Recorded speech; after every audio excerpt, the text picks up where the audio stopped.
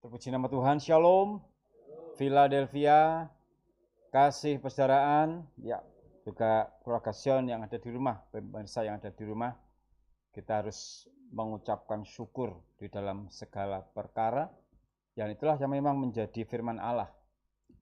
Tiada hari tanpa mengucapkan syukur. Bahkan sudah difirmankan bahwa kita harus mengucapkan syukur dalam segala hal, dalam segala perkara, baik suka maupun duka, dalam keadaan aman, tidak aman, tetaplah mengucapkan syukur. Di tengah suasana yang enak, tetap bersyukur, yang enggak enak, tetaplah mengucapkan syukur. Itu semua karena firman Allah. Karena di dalam ucapan syukur ada kuasa yang besar. Dengan mengucapkan syukur itu menghindarkan dari sifat iri hati. Dengan bersyukur menghilangkan sifat keserakahan. Dengan mengucapkan syukur, kita menjadi berbahagia. Karena orang yang tidak pernah bersyukur itu orang yang tidak pernah bahagia. Karena hidupnya gelisah terus, hidupnya pusing terus, sehingga tidak ada damai sejahtera. Jadi kalau mau merasakan bahagia di tengah situasi saat ini, bersyukurlah dalam segala perkara. Karena itu firman Allah. Dan kalau sudah difirmankan, ya harus kita taati. Sebab itu, jadilah pelaku firman, bukan hanya pendengar saja. Karena dengan kita melakukan firman, itu berarti kita percaya bahwa firman Allah akan menghidupi kita. Firman Allah akan menguatkan kita. Orang yang bersyukur itu, dia percaya bahwa segala sesuatu diatur oleh Tuhan. Orang yang bersyukur itu dalam hidupnya, dia tidak khawatir. Karena toh keadaan yang tidak baik dia alami, itu pasti ada rencana Tuhan. Mau menguji iman kita. Jadi orang yang bersyukur itu adalah orang yang hidupnya di dalam iman. Ada iman dalam kehidupannya, itu orang yang bersyukur. Dan orang yang bersyukur itu bisa berserah sepenuhnya kepada Tuhan.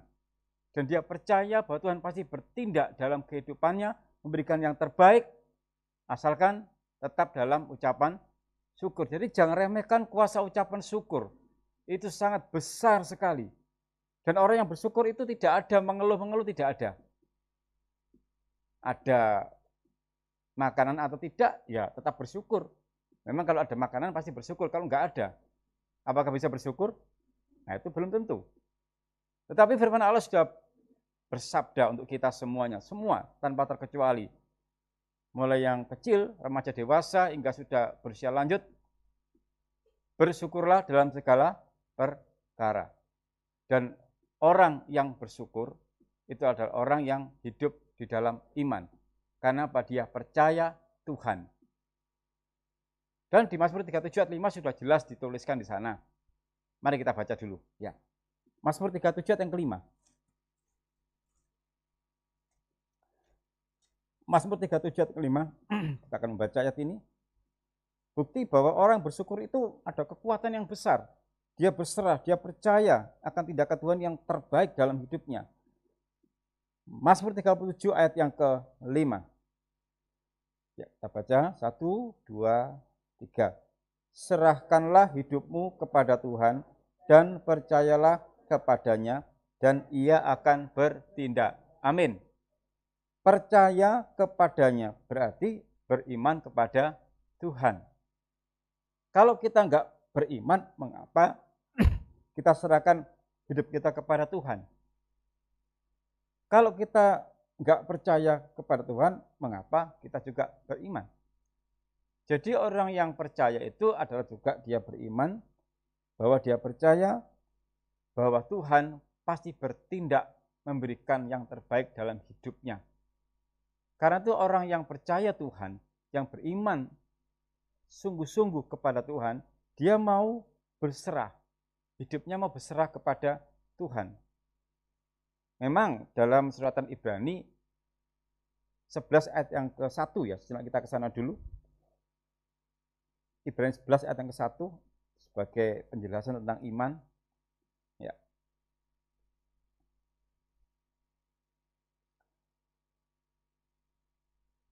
Kita baca mulai.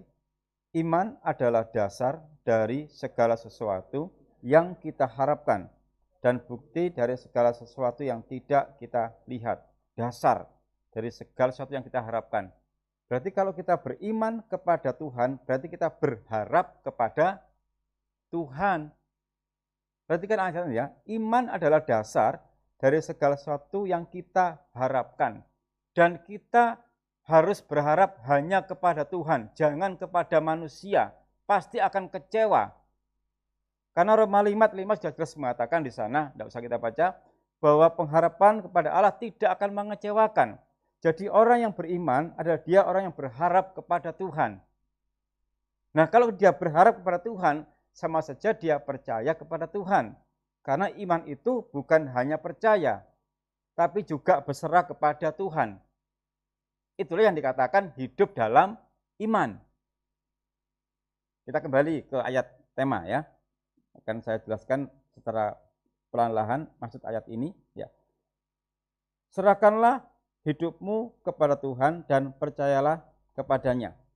Percaya itu berhubungan dengan iman. Tapi iman tidak hanya sekedar percaya saja. Karena iman tanpa perbuatan adalah mati. Dan apa perbuatannya? Kita harus berserah kepadanya, kepada Tuhan. Artinya apa? Mempercayakan hidup kita kepada Tuhan. Karena ada juga orang yang hanya percaya kepada Tuhan, tapi belum mempercayakan hidupnya kepada Tuhan. Ini dua hal yang berbeda. Setiap orang pengikut Yesus pasti percaya kepada Yesus. Pertanyaannya, apakah sudah mempercayakan hidupnya kepada Yesus? Itu belum tentu. Nah, kalau orang mempercayakan hidupnya kepada Yesus berarti dia ada pengharapan kepada Tuhan Yesus. Apa pengharapannya? Dia pasti menerima yang terbaik sesuai dengan kebutuhannya. Karena orang yang berserah kepada Yesus itu, berserah kepada Tuhan, ada suatu keyakinan, ada suatu percaya, ada suatu pengharapan bahwa Tuhan akan bertindak. Sehingga di dalam Mazmur 37:5 ini ada 3 poin yang sangat penting banget. Serahkanlah hidupmu, yang kedua percayalah dan ia akan bertindak. Kalau hanya menyerahkan hidup saja tanpa percaya, tanpa beriman, ya nggak bisa. Sehingga kesimpulannya bahwa di Mazmur 37:5 ini, bahwa orang yang percaya harus mempercayakan hidupnya kepada Tuhan. Disitulah dia tidak akan khawatir. Karena dia percaya bahwa Tuhan pasti berkarya dalam hidupnya. Kalau hanya percaya saja tanpa mempercayakan hidup kepada Tuhan, dia masih ada rasa bimbang, masih ada rasa khawatir, ada rasa gelisah. Sehingga di Yohanes 14 ayat 1 jelas mengatakan di sana, janganlah gelisah hatimu, percayalah kepadaku. Yohanes 14 ayat yang ke-1, silakan dibuka ya, Alkitab pribadi ya. Ini mengenai iman, mengenai percaya. Yohanes 14 ayat yang ke-1. Kita baca bersama, mulai. Janganlah gelisah hatimu, percayalah kepada Allah, percayalah juga kepadaku. Ya malam hari ini masih gelisah hatinya karena masalah perekonomian, karena masalah derita yang kita alami saat ini. Firman Allah mengatakan dengan jelas, janganlah gelisah hatimu, percayalah kepada Allah, percayalah juga kepadaku. Kalau kita mau percaya dengan sungguh-sungguh dan menyerahkan hidup kita kepada Tuhan dan percaya kepadanya, maka dia bertindak. Petrus waktu dia mau tenggelam, yang ibadah yang lalu sudah saya sampaikan, dia berseru kepada Yesus, Tuhan tolonglah aku. Dia berserah penuh kepada Tuhan dan dia percaya kepada Tuhan. Mengapa dia percaya? Karena dia tahu kuasa Tuhan. Dan karena percayanya itulah maka Tuhan bertindak. Mari kita perhatikan itu ya. Di saat Petrus mau tenggelam dalam masalah yang besar, maka dia segera menoleh memandang perkara yang di atas, memandang kepada Yesus. Dan dia berseru, Tuhan tolonglah aku. Kalimat Tuhan tolonglah aku, itu ada suatu percaya yang besar sekali. Dia tidak berteriak kepada teman-temannya. Kan pasti dia nggak sendirian kan? Kan dia naik perahu. Padahal sesama teman juga sama beriman juga. Tapi dia tidak mengharapkan kepada manusia. Petrus berharap kepada Tuhan. Tuhan tolonglah aku. Dalam kalimat ini ada suatu percaya yang besar. Sehingga serahkanlah hidupmu kepada Tuhan. Petrus berserah kepada Tuhan. Dan dia percaya kepadanya akan kuasa Tuhan. Karena Petrus percaya kepada Tuhan, maka Tuhan bertindak. Kalau kita ingin menikmati kuasa mujizat Allah, percayakan hidup kita kepada Tuhan. Berserah sepenuhnya, jangan separuh-separuh. Tuhan nggak mau kita separuh-separuh, harus total. Kalau enggak ada pertolongan. Kalau kita percayanya separuh-separuh, sama saja meragukan kuasa Allah. Dan Petrus saat mau tenggelam, dia langsung melihat ke atas. Dia berserah penuh kepada pertolongan Tuhan. Dan puji Tuhan, ada pertolongan. Tangannya terulur. Jadi saat ini kalau kita masih meragukan kuasa pertolongan Allah, jangan harap Tuhan bertindak. Tidak akan. Karena kalau kita separuh-separuh percaya, berarti kita belum hidup dalam iman. Masih separuh-separuh. Ingat ya, bahwa orang yang berserah penuh kepada Tuhan, itu adalah orang hidup di dalam iman. Berserah kepadanya, percaya, dan ia bertindak. Bicara soal iman, kita diajar beberapa kali ibadah ini pasti kehendak Tuhan, untuk menguatkan iman khususnya keluarga Sion. Dan juga pemirsa dimanapun juga berada. Makin hari setialah bersekutu. Makin hari setialah merenungkan firman Tuhan. Makin hari setialah dekat sama Tuhan. Bergaul akrab dengan Tuhan. Dan jangan lupa berserah. Kalau enggak, kita pasti akan kacau hidup kita. Gelisah hidup kita. Dan seakan-akan masalah enggak selesai-selesai. Terus ya. Hanya percaya dan mempercayakan hidup kepada Tuhan. Maka pasti kita akan merasakan suatu mukjizat dalam hidup kita. Hiduplah dalam iman. Berserahlah kepada Tuhan. Percaya dan Dia pasti akan bertindak menyatakan kuasa pertolongannya.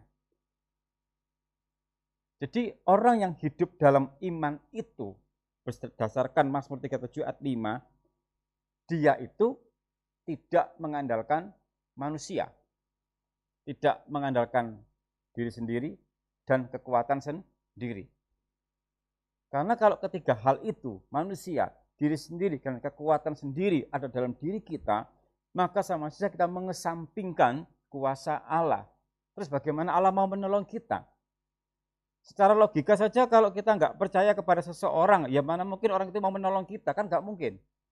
Nah karena itu kalau ingin merasakan menikmati kuasa pertolongan Allah, kuasa pertolongan Tuhan, maka tiga aspek ini harus kita tanggalkan. Jangan mengandalkan manusia, diri sendiri, dan kekuatan sendiri. Nggak akan bisa. Nggak akan bisa. Sekuat apapun manusia nggak akan mampu. Jika mari kita betul-betul merenungkan di Mazmur 37 ayat yang kelima ini, serahkanlah hidupmu. Apa yang boleh kita serahkan? Banyak. Kehidupan kita, pribadi kita, keluarga kita. Mari kita serahkan. Belajarlah berserah kepada kehendak Tuhan. Jangan pakai kehendak kita sendiri, jangan pakai pola pikir sendiri. Tidak akan bisa. Malam hari ini kita mau diajar oleh Tuhan Yesus lewat kebenaran firman pengajaran, bahwa kita diingatkan kembali bahwa kita harus berserah kepada Tuhan. Berserah penuh, jangan separuh-separuh, ya. Jadi orang hidup dalam iman itu dia tidak mengandalkan kemanusiaannya, tidak mengandalkan dirinya sendiri, dan juga dia mengandalkan kekuatannya sendiri. Mari kita koreksi diri kita masing-masing, keluarga Zion. Apakah selama ini kita seperti ini?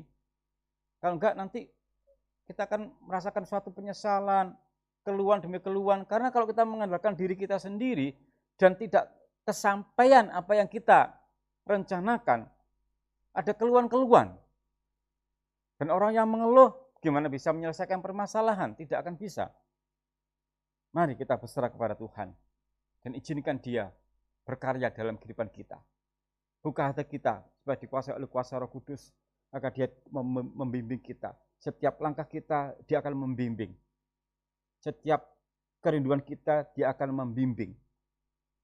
Dan kita harus percaya bahwa rencana Tuhan pasti yang terbaik untuk kita. Mari kita belajar hidup di dalam iman, yang artinya berserah penuh kepada kuasa Tuhan, percaya kepadanya. Haleluya. Menjadikan Tuhan sebagai sumber kehidupan, itulah hidup dalam iman. Orang yang percaya kepada Tuhan, berarti dia percaya total kepada kuasa Allah dan menjadikan Tuhan Allah sebagai sumber hayat. Apa sumber hayat itu? Sumber kehidupan. Mazmur 36 ayat 10. Mazmur 36 ayat 10. Mazmur 36 ayat yang ke-10. Silakan dipersiapkan, kita akan baca bersama-sama. Ya. Mulai. Sebab padamu ada sumber hayat. Di dalam terangmu kami melihat terang. Sebab padamu ada sumber hayat, sumber kehidupan. Sehingga kalau kita mengacu kepada ayat tema tadi, yang di bawahnya persis ya, serahkanlah hidupmu kepada Tuhan dan percayalah kepadanya. Mengapa kita harus percaya kepada Tuhan? Karena di dalam Dia ada sumber kehidupan, ada sumber hayat. Kalau kita percaya kepada manusia, manusia tidak ada kehidupan. Hanya Yesus sebagai sumber kehidupan kita, yang bisa menghidupi kita. Jadi orang yang hidup di dalam iman itu adalah, dia menjadikan Tuhan itu sebagai sumber hayat, sumber kehidupan yang bisa menghidupi kehidupannya. Itu orang hidup di dalam iman. Dan dia juga menjadikan Tuhan sebagai sumber kepercayaan. Kisah Rasul 14 ayat 23. Kisah Rasul 14 ayat 23. Kisah Rasul 14 ayat 23.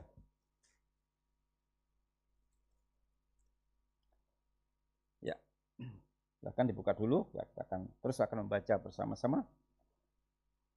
1, 2, 3.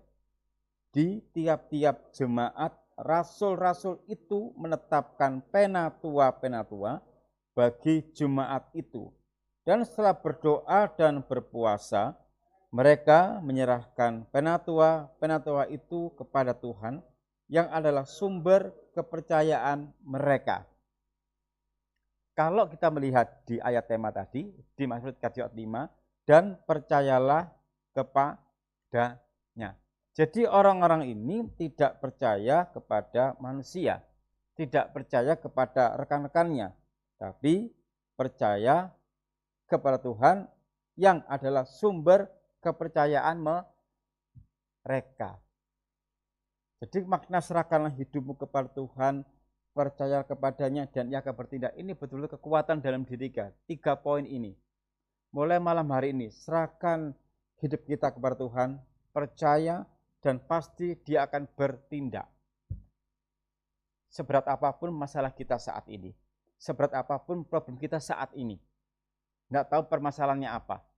Kalau 3 hal ini kita lakukan, 2 hal yang terutama, serahkan hidupmu, percaya, Ia bertindak. Bahkan saat itu ya, di Kisah Rasul ini, ya, mereka menyerahkan penatua itu kepada Tuhan untuk disertai setiap langkah hidupnya, karena Mereka percaya kepada Tuhan yang adalah sumber kepercayaan mereka. Inilah, kalau kita mau bersekutu dengan Tuhan, kita mau semakin dalam mengenal karya Tuhan Allah, Tuhan Yesus dalam kehidupan kita gak akan gelisah. Tapi kalau kita separuh-separuh mengenal Tuhan, mengenal karyanya, mengenal keajaibannya yang separuh-separuh saja, kita selalu gelisah. Menjalani hidup selalu gelisah. Bahkan melangkah ke depan mau gimana-gimana selalu bingung. Gak usah bingung. Nah, kalau kita kebingungan, datang kepada Tuhan. Berdoa, minta supaya Roh Kudus menunjukkan apa yang harus aku lakukan ya Tuhan. Jadi tidak sebatas pola pikir kita sendiri. Harus kita berserah. Memang bukan berarti kita terus tidak ada aktivitas, kita malas, tidak. Orang yang berserah itu bukan berarti dia terus bermalas-malasan, apa kata Tuhan, tidak. Tetap ada usaha yang keras, dan nanti Allah akan menyertai setiap langkah hidupnya. Tapi yang jelas di sini adalah serahkanlah hidupmu. Karena dialah sumber hayat, dia sumber kehidupan kita. Dan mengapa kita serahkan hidup kita kepada Tuhan? Karena dialah sumber kepercayaan kita dan juga sumber ketekunan. Roma 15 ayat 5. Roma 15 ayat 5.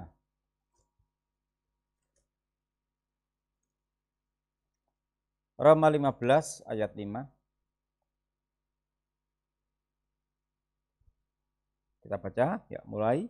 Semoga Allah yang adalah sumber ketekunan dan penghiburan mengaruniakan kerukunan kepada kamu sesuai dengan kehendak Kristus Yesus. Semoga Allah yang adalah sumber ketekunan. Apa maksudnya? Allah, Yesus dalam segala hal selalu bertekun. Bertekun dalam doa. Yesus bertekun dalam doa. Yesus waktu di Taman Getsemani, apa yang dikatakan? Dia berserah kepada kehendak Bapa, bukan kehendakku. Biarlah kehendakmu saja yang jadi. Bertekun. Dan kita pun juga, kalau mau kita merasakan kuasa Allah bekerja dalam hidup kita, harus ada ketekunan dalam hidup kita. Ketekunan dalam berserah kepada Tuhan. Ketekunan dalam percaya kepada Tuhan yang adalah sumber kehidupan dan kepercayaan kita. Bertekun. Bertekun dalam pelayanan pekerjaan Tuhan. Bertekun dalam ibadah meskipun live streaming sekarang ini. Semua harus bertekun. Namanya bertekun itu ya tidak mudah. Karena pasti ada godaan, ada ujian. Bertekun dalam pekerjaan Tuhan pun ada godaan, ada ujian. Bertekun setiap beribadah pun juga ada ujian. Tapi bukan berarti tidak bisa kita lakukan. Mari kita belajar bertekun. Yang menjadi kehendak Tuhan apa? Mari kita bertekun. Karena dia adalah sumber ketekunan dan juga penghiburan. Jadi orang yang hidup dalam iman itu menjadikan Tuhan sebagai sumber hayat, sumber kepercayaan, dan juga sumber ketekunan. Menjadikan juga dia sumber pengharapan. Roma 15 ayat 13. Kita baca ya, mulai. Semoga Allah, sumber pengharapan, memenuhi kamu dengan segala sukacita dan damai sejahtera dalam iman kamu, supaya oleh kekuatan Roh Kudus kamu berlimpah-limpah dalam pengharapan. Ini semuanya berawal dari Mazmur 37 ayat 5 yang mengatakan, serahkanlah hidupmu kepada Tuhan. Mengapa kita harus berserah hanya kepada Tuhan? Karena dialah sumber pengharapan kita. Lagi saya katakan, jangan berharap kepada manusia, mengecewakan. Berharaplah hanya kepada Tuhan. Karena dia tidak pernah mengecewakan kita. Sehingga di Mazmur 37 ayat 5 itu sudah terlalu jelas. Serahkan hidup kepada Tuhan, hanya kepada Tuhan. Bukan kepada para nabi, para rasul, atau tokoh-tokoh Alkitab, tidak. Hanya kepada Tuhan karena dialah sumber pengharapan kita. pasti nggak akan mengecewakan loh kalau kita berharap pada Tuhan. Dibutuhkan percaya penuh dalam doa kita, dalam ketekunan kita dalam berdoa. Saya percaya pasti akan terjadi hal-hal yang ajaib dalam diri kita kalau kita berharap hanya kepada Tuhan Yesus Kristus. Dia luar biasa. Dia luar biasa. Dan pengharapan yang menjadi kehidupan kita apa? Kita berharap. Berharaplah. Yesus harapan jiwaku. Yesus pelepas hidupku. Itu kan? Selamat suka dalam hatiku. Yesus harapan jiwaku.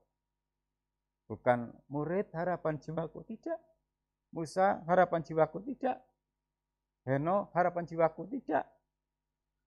Yesus harapan jiwa kita.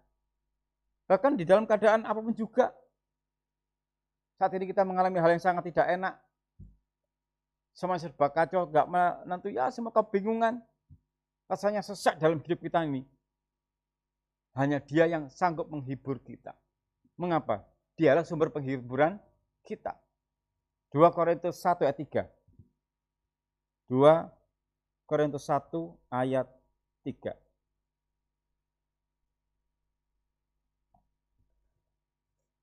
Dua Korintus 1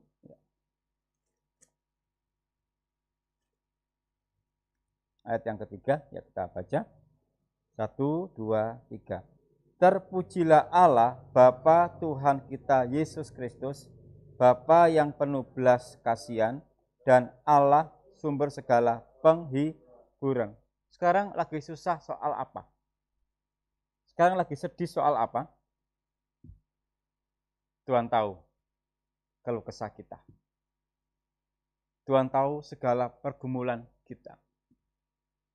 Kalau saat ini kita lagi berduka, entah karena apa. Kan manusia itu kan kadang-kadang sensi banget ya. Sangat sensitif sekali. Menderita sedikit aja langsung berurai air mata. Nah, supaya tidak sangat larut dalam duka cita, datang kepada Yesus. Serahkan hidupmu kepada Tuhan dan percayalah kepadanya. Dialah sumber penghiburan kita. Orang yang menjadikan Tuhan sebagai sumber penghiburan, maka orang itu bisa bersyukur. Karena dia dalam keadaan susah, ada penghibur. Tuhan Yesus menghibur kita. Yesus naik ke surga, menurunkan roh penghibur. Sehingga jangan jauh dari Yesus, tetap dekat dengan Yesus. Bergaul erat. Nuh, Abraham, Ayub, mereka bergaul erat dengan Tuhan. Sehingga dalam keadaan apapun, dalam menderita sekalipun, ada penghiburan, ada pengharapan. Mereka tetap tegar. Di tengah-tengah situasi yang menghancurkan seperti itu. Karena apa? Dia percaya akan kuasa Tuhan, ada penghiburan yang sejati. Terpujilah Allah, Bapa Tuhan kita Yesus Kristus. Dia penuh dengan belas kasihan. Kurang bagaimana coba? Dia penuh belas kasihan dan juga sumber segala penghiburan. Kalau ingin kita kuat dalam menghadapi situasi saat ini, dekatlah kepada Yesus. Dia sumber penghiburan kita. Terlebih, dia sumber kasih karunia. 1 Petrus 5 ayat 10. 1 Petrus 5 ayat 10.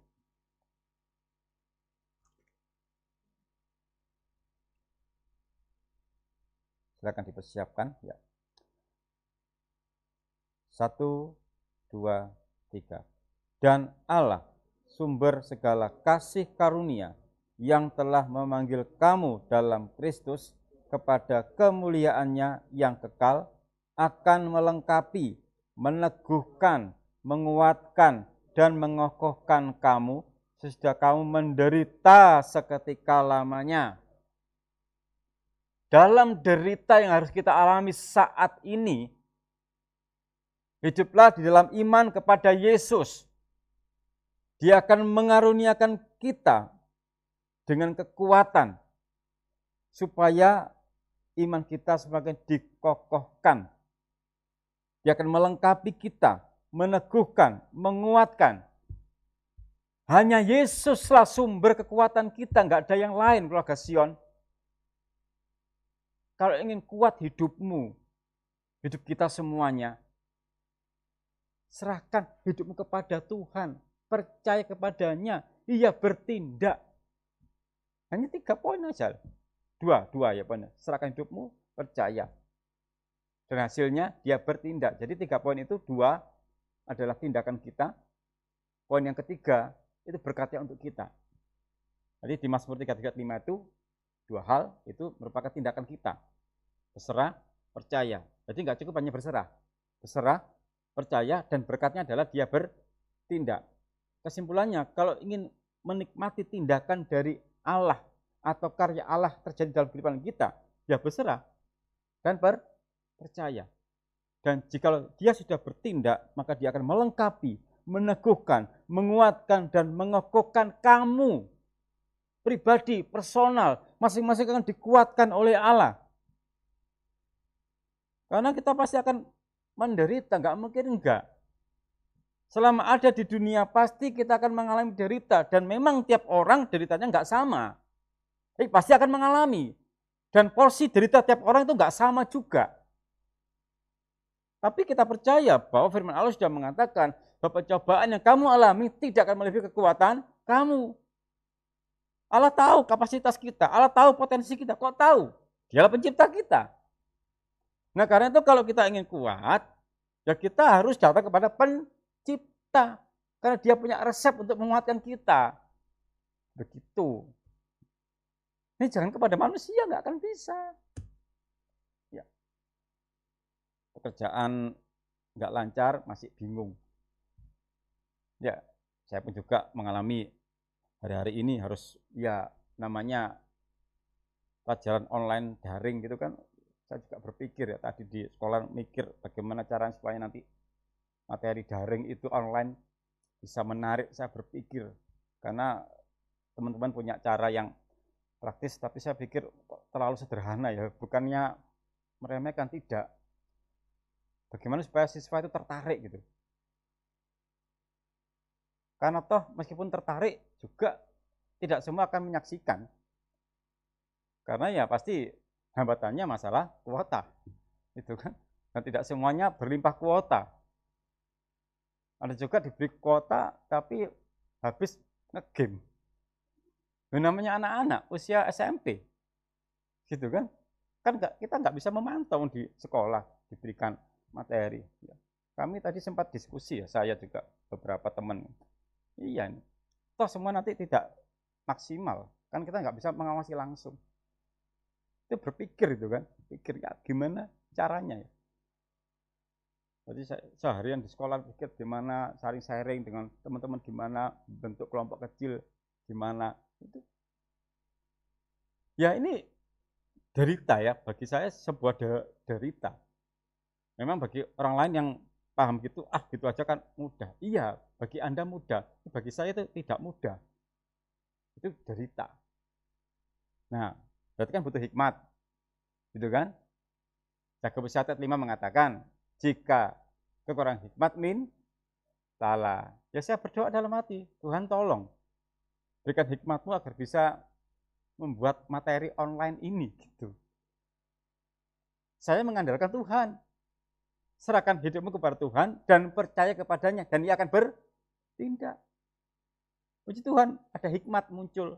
Ini belum saya aplikasikan. Saya perlu konsultasi dengan ahlinya juga. Gitu. Bagaimana nanti ya saya belum konsultasi, tapi kan ada hikmat. Karena Tuhan tolonglah gitu. Saya selalu kontak dengan Tuhan Yesus, selalu kontak. Dia sumber kasih karunia loh ya. Hikmat itu kan juga karunia. Nah karena itu kalau saat ini kita ada pergumulan apapun juga, orang hidup dalam iman, dia berserah kepada Tuhan. Percaya bahwa dia sanggup memberikan solusi, jalan keluar lewat hikmat, dibukakan pikiran kita yang awalnya buntu jadi plong gitu loh. Oh iya gitu loh. Dan kalau Dia sudah memberikan hikmat. Itu di luar akal pikiran kita. Iya, kok nggak terpikirkan kalau? Ya memang, kan buntu pikirannya. Karena orang yang sumpek itu biasanya buntu pikirannya gitu loh. Ya toh? Orang yang sumpek itu buntu pikirannya. Dan supaya plong, nah, Tuhan tolonglah. Petrus kan sumpek itu mau tenggelam kan? Itu sumpek loh itu. Langsung Tuhan tolonglah aku. Lego, plong, lah gitu loh. Puji Tuhan ya. Hiduplah di dalam iman. Dia luar biasa. Gila. Jadi orang yang hidup dalam iman itu adalah seseorang yang menjalin kehidupannya, baik pribadi atau keluarga, dan hanya kepada Tuhan ia percaya. Apapun hidup pribadinya atau pekerjaannya atau usahanya apa, dia hanya kontak kepada Tuhan dan hanya Tuhan yang dia percayai untuk bisa menolong hidupnya atau keluarganya. Ya, saya juga tidak tahu saat ini yang terjadi apa pergumulan dari keluarga Sion. Dalam usaha, dalam pekerjaan, dalam bisnis atau apa. Tapi marilah kita hidup di dalam iman. Tantangan pasti ada, nggak mungkin tidak. Orang hidup itu pasti ada tantangannya, nggak mungkin tidak. Tapi mari malam hari ini firman Allah membukakan pola pikir kita bahwa hiduplah di dalam iman. Berserah kepada Tuhan, apapun problem diri kita secara pribadi atau keluarga, mari kita berserah, mohon hikmat Tuhan, ini aku ada dalam masalah besar ini, Tuhan tolong. Berdoa, biar nggak bingung.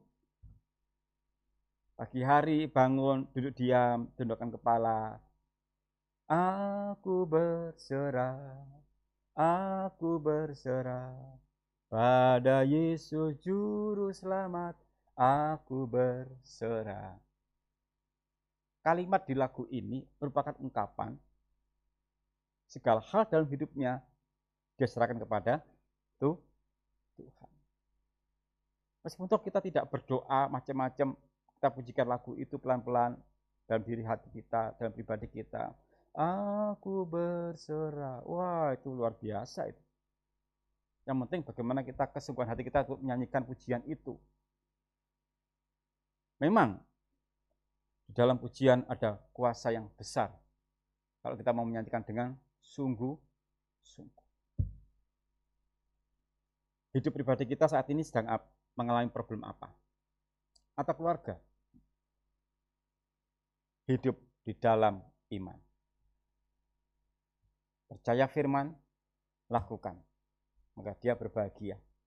Orang yang membaca, menurut, melakukan, dikatakan berbahagia. Diberkati Tuhan. Hidup di dalam iman. Itu sangat perlu dalam hidup kita. Hidup karena percaya. Memang dalam hidup manusia itu ada dua kelompok yang sangat khusus ya. Antara yang percaya karena melihat suatu fakta, ada juga yang percaya karena dia tidak melihat. Ya, mari kita akan pelajari bersama-sama ya. Yohanes 14 ya.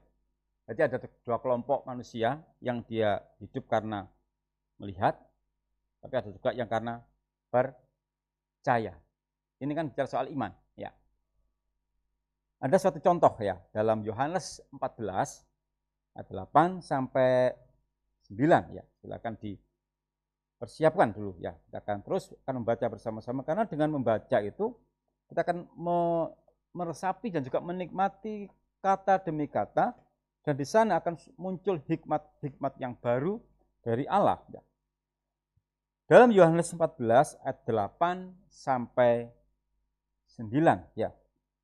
Kita baca bersama ya. 1 2 3. Kata Filipus kepadanya, Tuhan, tunjukkanlah Bapa itu kepada kami. Itu sudah cukup bagi kami. Kata Yesus kepadanya, telah sekian lama aku bersama-sama kamu, Filipus, namun engkau tidak mengenal aku. Barang siapa telah melihat aku, ia telah melihat Bapa. Bagaimana engkau berkata, tunjukkanlah Bapa itu kepada kami. Jadi ada orang yang hidup karena melihat. Thomas, ini kan butuh bukti. Kalau memang itu Yesus, dia harus melihat tangan Yesus yang ada bekas paku. Padahal bicara soal iman, kalau mengacu kepada Yohanes, kepada Ibrani 11 ayat yang ke-1 tadi, itu kan kita belum melihat, tapi kita percaya terjadi. Itulah iman.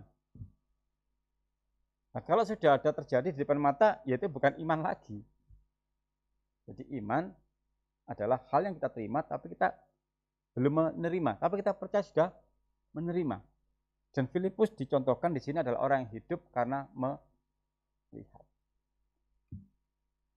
Jadi khusus bicara soal iman adalah menumbuhkan percaya kita bahwa di depan itu akan terjadi untuk kita, tapi kita belum menerimanya. Karena itu, serahkanlah hidupmu kepada Tuhan, kita berserah, dan percaya kepadanya. Dan ia akan bertindak. Nah, kapan Tuhan bertindak? Kita nggak ngerti. Tapi kita percaya, Tuhan pasti bertindak. Karena kita tidak ada kuasa untuk mendetek Allah. Bahwa sekarang Tuhan bertindak, nggak bisa. Kita nggak ada pemenang, nggak ada kuasa. Hanya Tuhan yang berhak menentukan kapan dia bertindak. Tapi kita sudah berserah dan percaya. Itulah iman. Dan kita percaya juga bahwa pertolongannya tepat pada waktunya. Nggak mungkin salah. Tuhan nggak pernah salah menolong kita. Kapan saatnya? Nggak pernah salah. Kita yang sering salah mendikte Allah supaya segera bertindak. Siapa kita kok mendikte Allah? Siapa? Kita bagaikan debu nggak berguna. Nggak ada gunanya sama sekali. Kita hidup karena hembusan nafas dari Tuhan Allah. Waktu diciptakan, maka diberikan hembusan nafas itu. Jadi kita nggak ada kuasa. Tapi kalau kita mau berserah dan percaya dan beriman, maka Tuhan pasti bertindak. Mari kita hidup oleh karena percaya, bukan karena melihat yang nyata dulu. Jadi mau percaya sungguh-sungguh bahwa dia pasti bertindak untuk memberikan yang terbaik dalam kehidupan kita. Tumbuhkan iman kita. Ya. Kelompok yang kedua adalah orang yang hidup karena percaya. Ini sudah pernah kita baca, tapi perlu kita baca ulang. Kisah dari perwira Kapernaum di Matius 8. Matius 8 ayat 5 sampai 13 ya. Matius 5 ya. Matius 8 ya.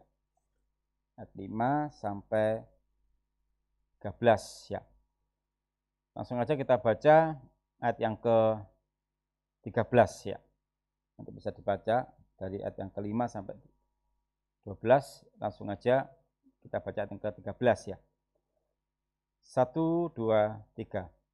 Lalu Yesus berkata kepada perwira itu, pulanglah dan jadilah kepadamu seperti yang engkau percaya. Maka pada saat itu juga sembuhlah hambanya. Ini orang hidup karena percaya. Dia melarang untuk Yesus datang ke rumahnya. Dia percaya. Dia tidak nunggu, oh Yesus harus datang ke rumahku dan Yesus bertindak, maka dia bisa percaya.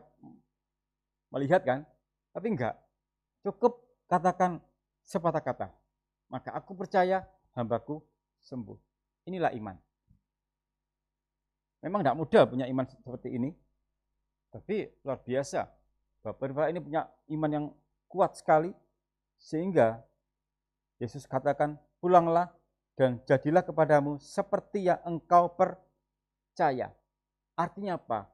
Tindakan Yesus itu terjadi kalau ada percaya. Perhatikan di Mazmur 37 ayat 5. Serahkan hidupmu kepada Tuhan dan percaya kepadanya dan ia akan bertindak. Sekarang hubungkan dengan ayat ini. Kalau seandainya perwira ini tidak percaya, maka kuasa Yesus tidak akan terjadi di hambanya. Perhatikan kalimatnya.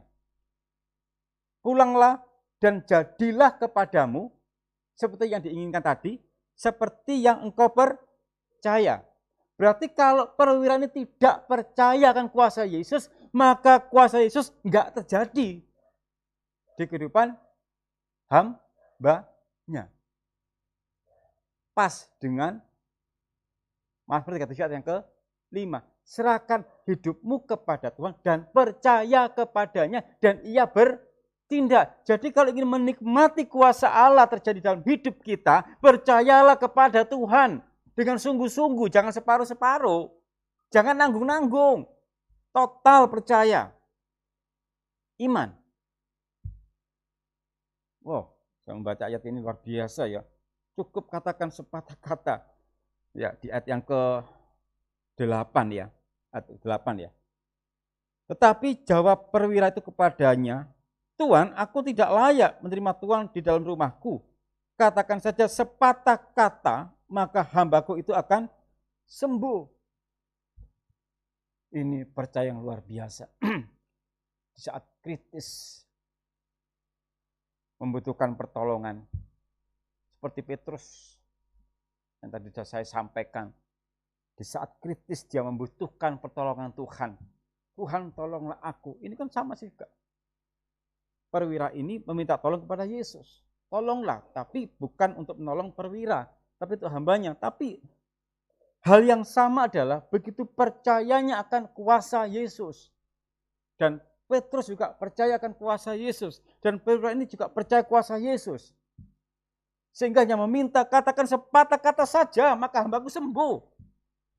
Dan Yesus menanggapi bahwa pulanglah dan jadilah kepadamu seperti yang engkau percaya. Lagi-lagi masalah percaya, lagi-lagi masalah iman. Kalau ingin ada pemulihan dalam hidup kita, Bagasion, semuanya juga hiduplah di dalam iman. Enggak ada jalan lain. Berserah, percaya, dan dia bertindak. Saya percaya sampai sekarang dan untuk selama-lamanya bahwa Tuhan gak akan pernah mengecewakan kita. Asalkan kita mau berserah dan penuh percaya. Bukan percaya kepada yang lain. Hanya kepada Tuhan kita percaya. Hidup dalam iman itu adalah hidup bukan karena melihat tetapi percaya. Ditegaskan di dalam 2 Korintus 5 ayat 7. 2 Korintus 5 ayat 7.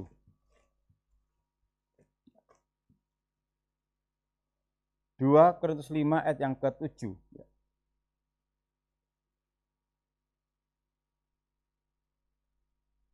Kita baca mulai. Sebab hidup kami ini adalah hidup karena percaya, bukan karena melihat.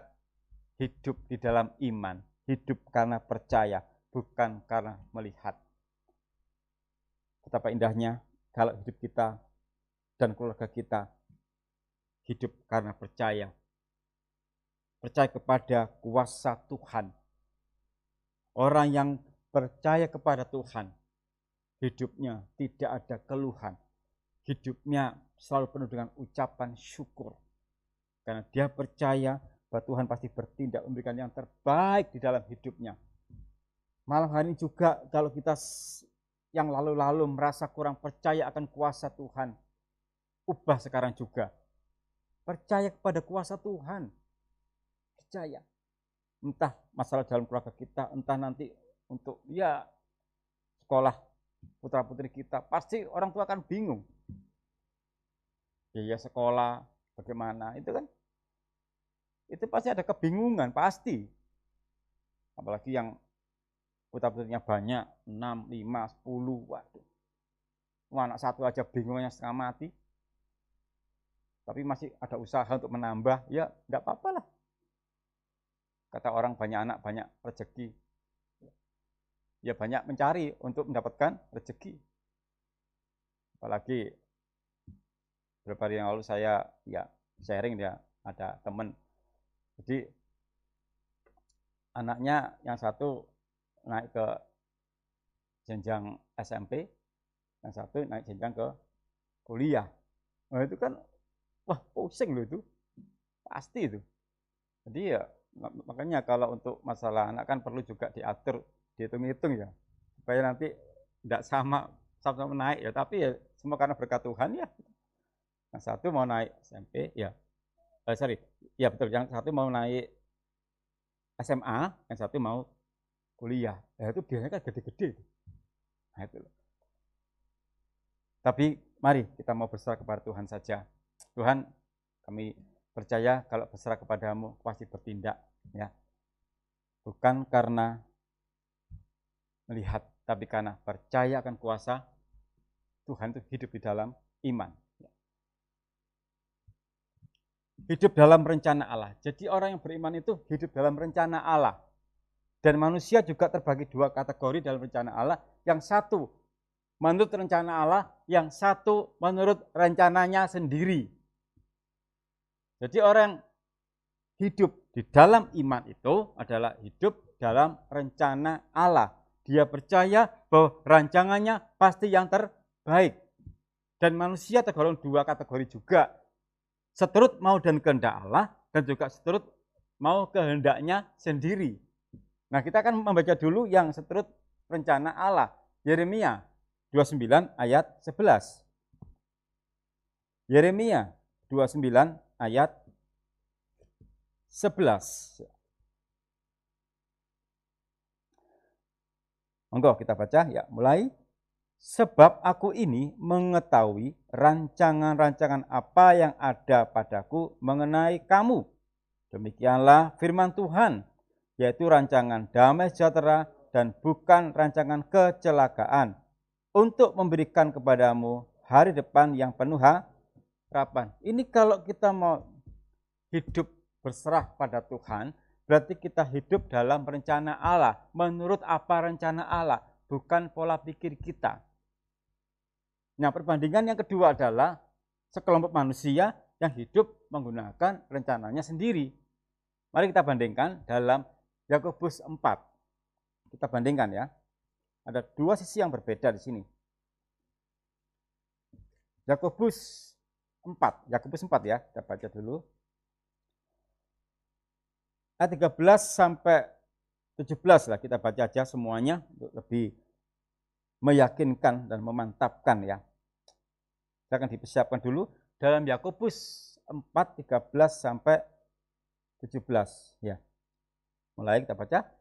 Jadi sekarang, hai kamu yang berkata, hari ini atau besok kami berangkat ke kota Anu, dan di sana kami akan tinggal setahun dan berdagang serta mendapat untung. Sedang kamu tidak tahu apa yang akan terjadi besok. Apakah arti hidupmu? Hidup itu sama seperti uap yang sebentar saja kelihatan lalu lenyap. Sebenarnya kamu harus berkata, jika Tuhan menghendakinya, kami akan hidup dan berbuat ini dan itu. Tetapi sekarang kamu memegahkan diri dalam congkakmu, dan semua kemegahan yang demikian adalah salah.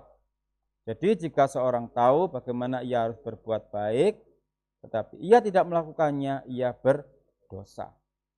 Ini hidup yang menurut rencana sendiri, tapi tidak disertai dengan berdoa bagaimana, apa kata Tuhan. Orang yang hidup dalam iman adalah orang yang seturut mau dan rencana Allah jika Tuhan kehendaki. Yang terjadi esok kita nggak ngerti. Nanti malam terjadi apa kita nggak tahu. Gitu. Kita tiru Yesus. Jadilah kehendakmu, bukan kehendak. Boleh kita merencanakan, silahkan. Tapi sertakan Tuhan. Perhatikan judulnya, saya baca ya judulnya. Jangan melupakan Tuhan dalam perencanaan. Kita boleh merencanakan apa, silahkan. Nanti setelah SMP, aku mau ke SMA apa, silahkan. Nanti setelah SMA apa, saya mau kuliah apa, silahkan. Tapi jangan lupa, sertakan dalam setiap perencanaan itu berdoa.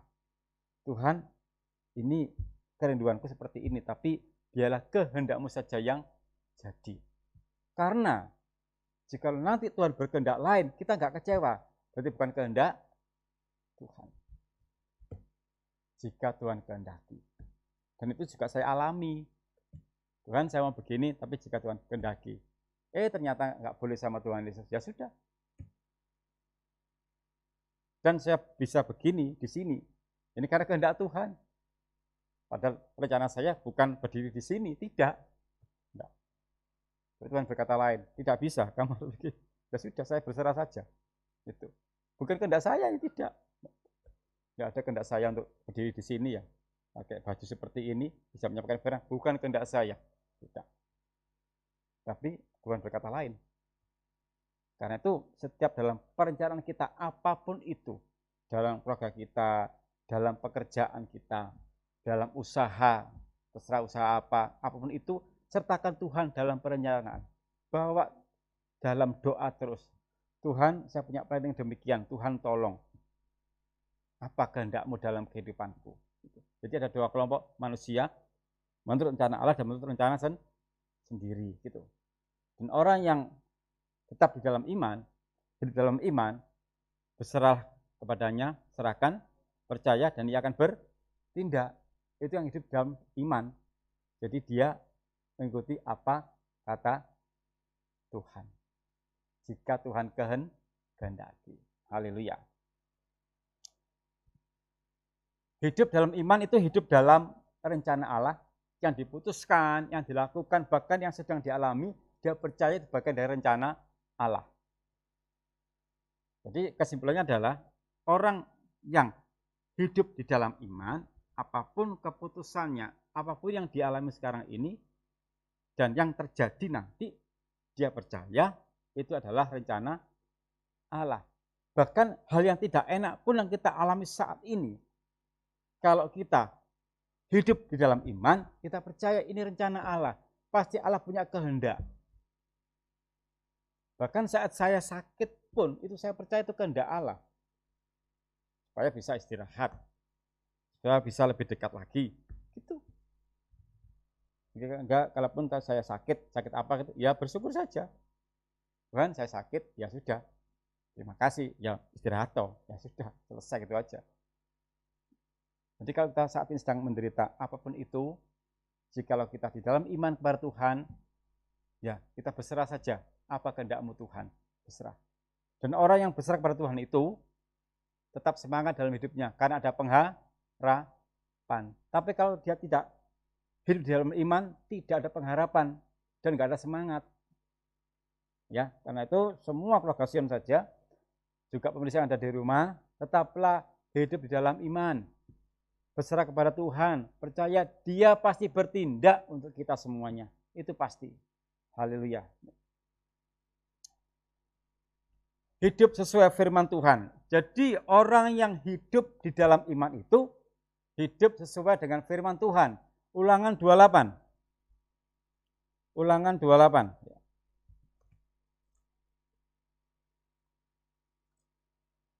Orang yang berserah kepada Tuhan dan percaya, berarti dia hidup sesuai firman Tuhan. Ulangan 28 1-2 ditambah ayat 15. Ya.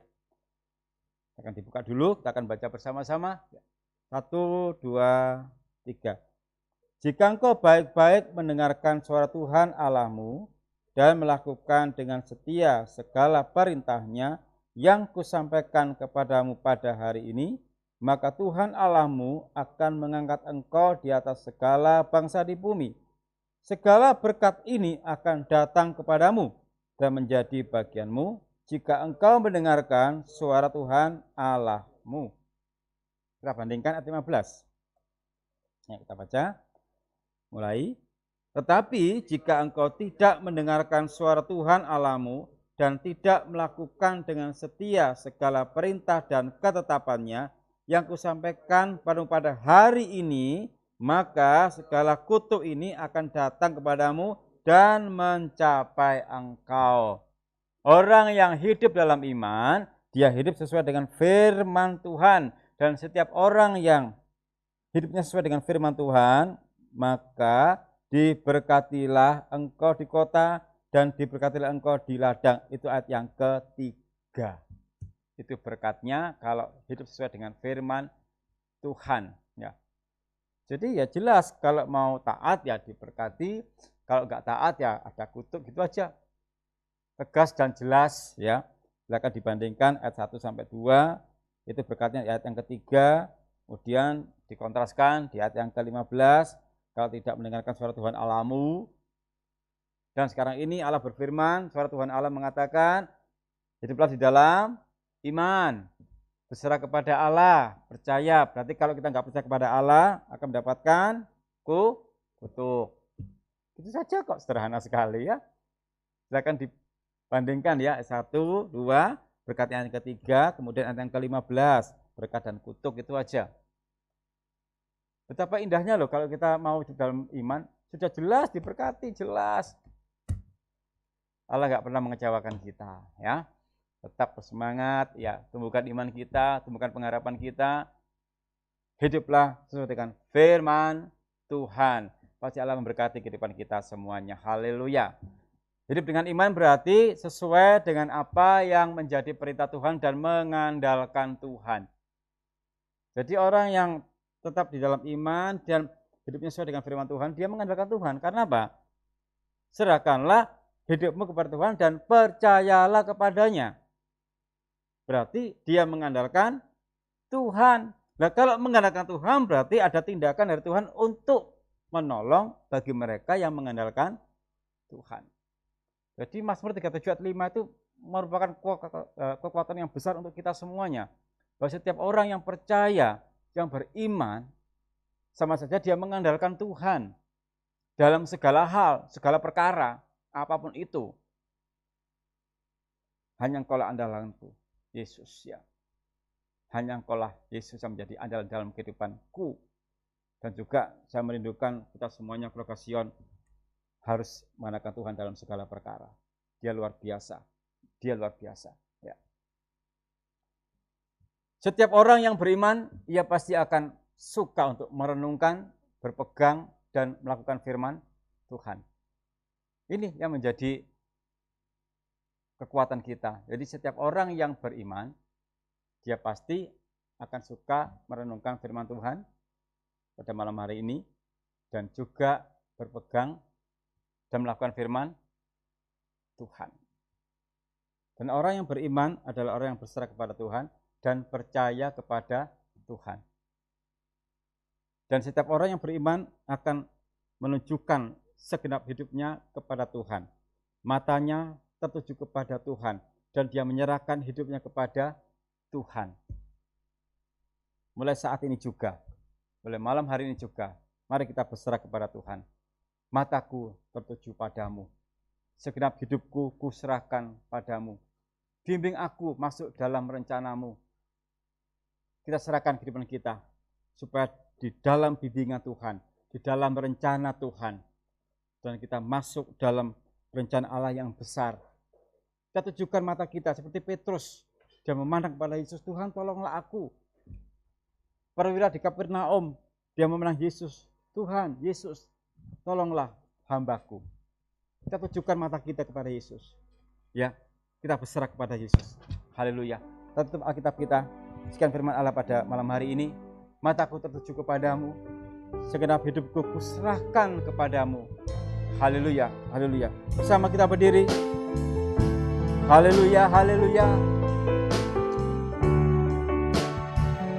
Kita serahkan kita hanya kepada Yesus. Percaya kepada Yesus. Haleluya, haleluya.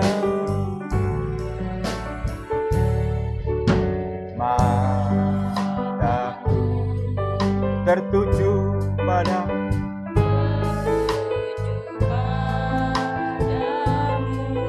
segenap hidupku. Haleluya.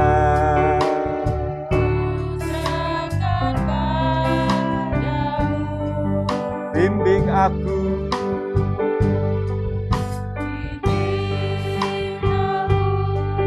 haleluya. rencanamu untuk membesarkan kerajaanmu. Mau mengikuti kehendak-Mu ya Bapa. Ku mau selalu menyenangkan hati-Mu. Haleluya.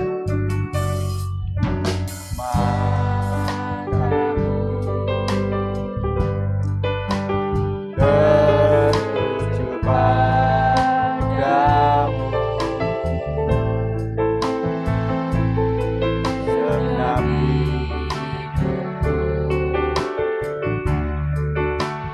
ku serahkan padamu.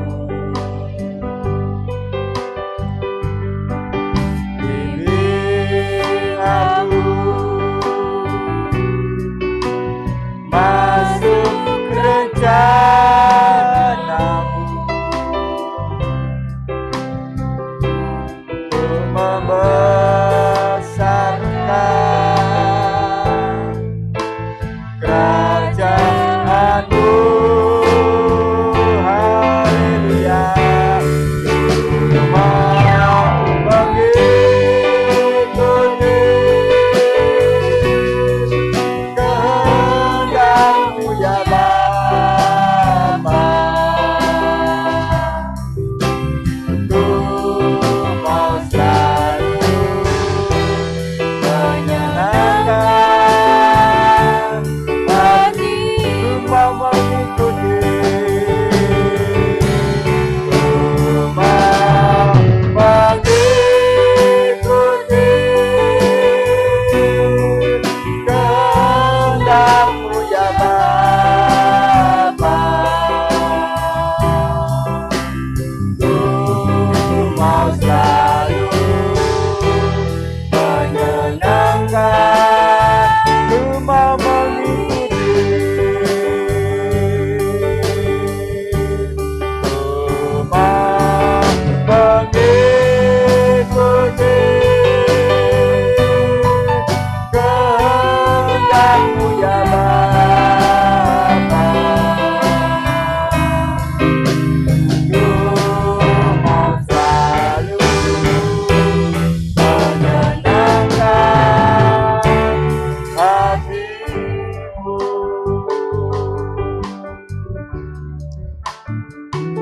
Setelahnya kami menerima firman-Mu pada malam hari ini,